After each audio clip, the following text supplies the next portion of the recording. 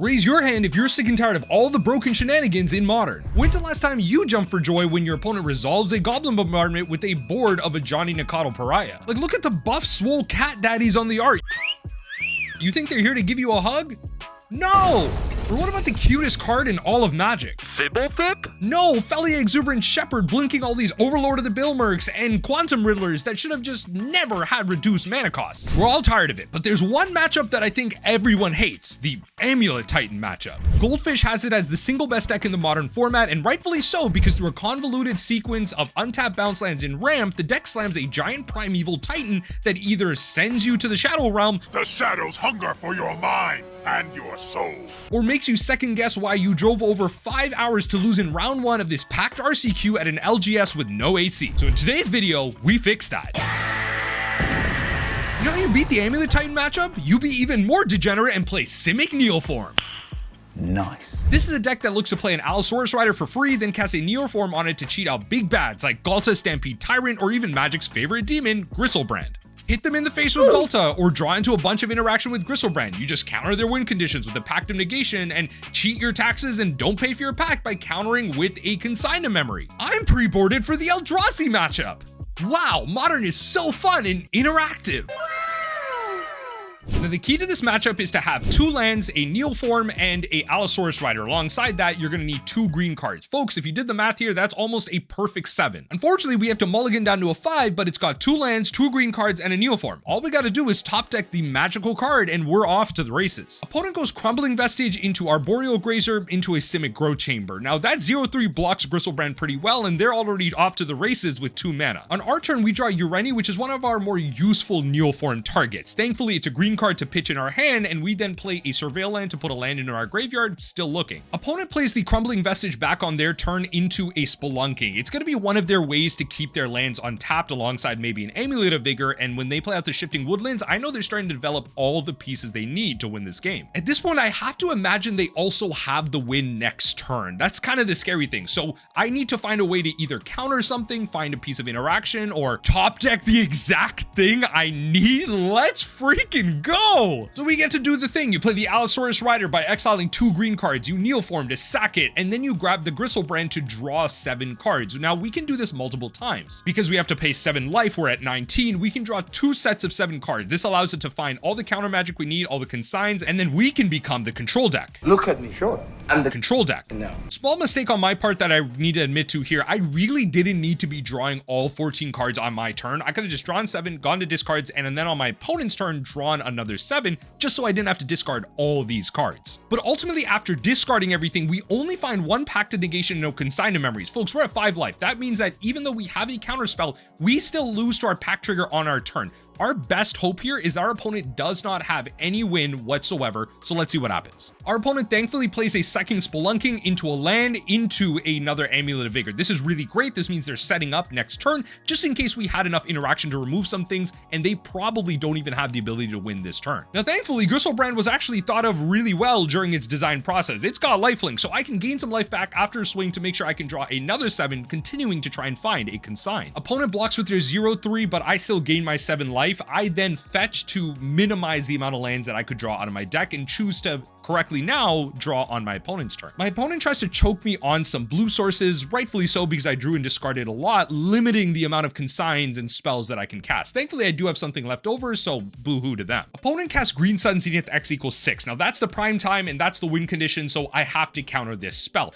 I cast my Pact of Negation, and once that resolves, I then activate my Griselbrand to find a Consign to Memory. Thankfully, after everything I've drawn, I'm gonna be able to counter my pack trigger on my turn and continue to swing at them for 7. Now at this point, I'm the control deck, I control the flow of the game, and as long as I'm able to draw 7 to 8 cards every single turn, there's almost no way I can lose this. Back on my upkeep, the pack trigger goes on the stack and I counter it with the Consign, and thankfully on my draw, I find another one exactly. At this point, I'm looking to speed things up a little bit while holding up some mana. I play out a Hooting Mandrills, going for an attack to replenish the 7 life I need to activate one more time, and again, I'm the control deck here. I turn from combo to control, and it's one of the beautiful things that you get with a deck like this. Now my opponent goes back to their turn, and I'm thinking about how Shifting Woodlands can end up being a 0/3 Arboreal Grazer in the graveyard, so they still have the ability to block for one more turn, but they ultimately end up conceding, realizing that's probably a a losing battle, and we go to sideboards. From our board, we want to be bringing in all of the interaction that we have for their untapped permanents. We want to be able to slow down the game. Again, somehow we have become the control player. So we're going to bring in our Nature's Claims, our Natural State, as well as our Into the Flood Maw. Anything that can bounce a Spelunking or a turn 1 Amulet of Vigor is exactly what we're looking for. Other than that, our plan is almost just as fast as they can be, and being able to go off on turn 2 is a real bonus against a deck like Amulet, even when they're on the play. Now, this hand is really interesting. Technically speaking, it's too slow. It's got the lands you need, it's got the Allosaurus, and it's got the Eldritch Evolution. It's got everything you need to combo off. The problem is that we're on the draw against a deck that, generally speaking, can, in the rare situation, go off on turn 2, more likely on turn 3 and 4. Will we get the ability to even untap? Well, considering I'm a combo deck and I'm already up a game, I'm going to take my chances with this, and then if I'm forced into a game 3, then at least the odds are then back in my favor. I think I'm just going to play to what I have. Now, my worst nightmares are realized here. My opponent goes Crumbling Vestige into the Amulet of Vigor. Now, that doesn't necessarily mean that they have everything they need to go off on the next turn, but it is possible that it happens. Regardless, you have to play out your lands and go about it. We draw Planar Genesis and play an MDFC tap. Now, this is a card that could potentially help dig out of the top 4 cards of our library to potentially find a counterspell, so that's going to be important. Now, opponent plays a bounce land into an Arboreal Grazer back into the Crumbling Vestige that they bounce to their hand. They have a ton of mana, they're going to Malevolent Rumble, and I see that from the graveyard options that they have, they put the Primeval Titan into their hand. Now, I know that they are representing some type of win soon. Thankfully, I have the Pact of Negation off the top deck, which is great. What I can do now is play a land, and then with that Planar Genesis in my hand, I can continue to look at the top 4 cards of my deck to see if I can find a Consign in memory. That will then allow me to Pact that Titan and then Consign it on my turn and then buy myself some time.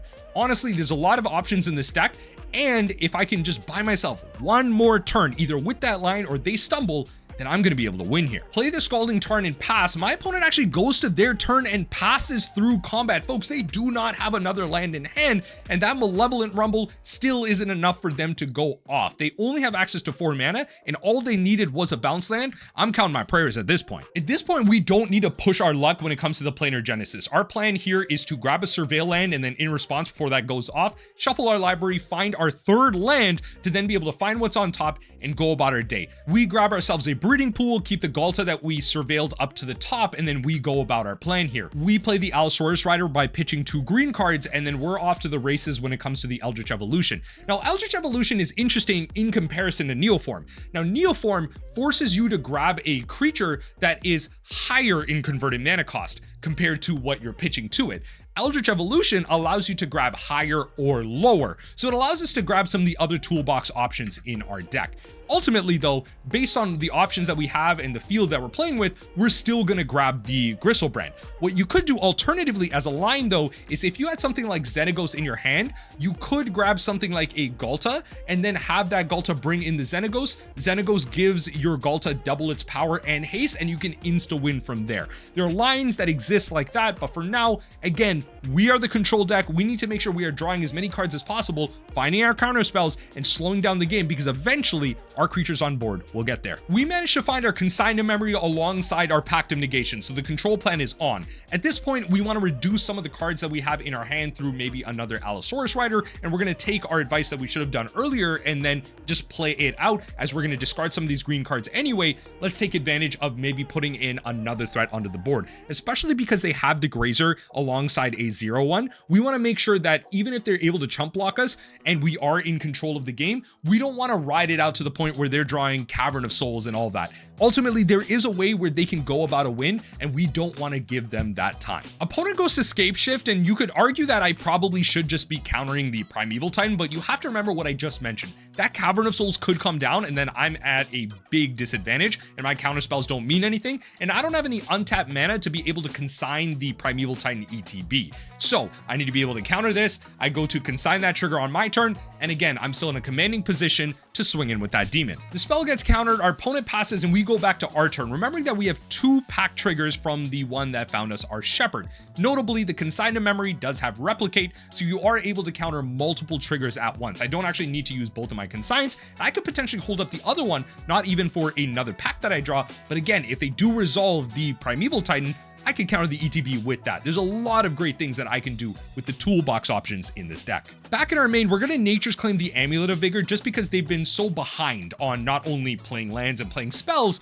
but they don't have any active untappers. This means that even if they wanted to go off next turn, they would have to spend mana not only playing another Amulet of Vigor, but also potentially a Spelunking, and that again gives us another turn. This is just a great tempo play overall. Once that's gone, they may have gained some life, but ultimately in the grand scheme of swinging in for 4 and 7, this is not going to matter at all. As predicted, opponent untaps, draws, and plays out a Spelunking into an Urza Saga. Now, the Urza Saga can get them an Amulet of Vigor or maybe some random one-of toolbox piece that they found, such as a Pithing Needle on my Griselbrand. That would actually be a big setback.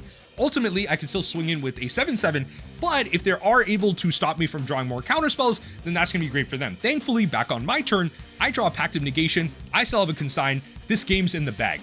All I need to do at this point is just start swinging in. I even have the Endurance in my hand to kind of put some cards away back into my deck to be able to redraw them. Noting that I do have Consigns and Pact of Negations in my graveyard, I can just reuse them over and over again with kind of recurring Endurances. Now, they go about their Urza Saga trigger, and they could potentially create a blockers, a Constructs token that can block not only the Endurance that they don't know I have, but also the Allosaurus Rider. The problem is they still can't deal with the 7/7 in the air. So they play something like a Mirror Pool and then tap down some mana, and they're looking to play out that prime time that we knew they've had for a while. Unfortunately for them, we have our Pact of Negation, we have our Consign to Memory, and at this point, we play out the Endurance to essentially confirm lethal. They can block our Allosaurus Rider with the 0/1, but they can't block that third attacker. So once we play that, we activate for 7.